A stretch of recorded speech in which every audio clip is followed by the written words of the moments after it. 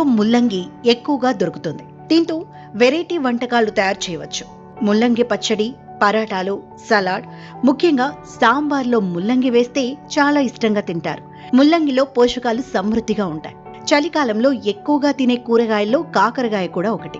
అయితే ముల్లంగి కాకరకాయ కాంబినేషన్ ఎప్పుడూ తినకూడదని గుర్తుంచుకోండి. ఈ రెండూ కలిపి తింటే శ్వాస సమస్యలు వచ్చే ప్రమాదం ఉంది. రాత్రిపూట ఈ సమస్య మరింత తీవ్రమవుతుంది. ఆరెంజ్ను చాలా మంది ఇష్టపడుతూ ఉంటారు. ఈ రెండు కలిపి తింటే మలబద్ధకం సమస్య వచ్చే అవకాశం ఉంది. ఈ కాంబినేషన్ వల్ల కడుపుకు సంబంధించిన అనేక సమస్యలు వస్తాయి.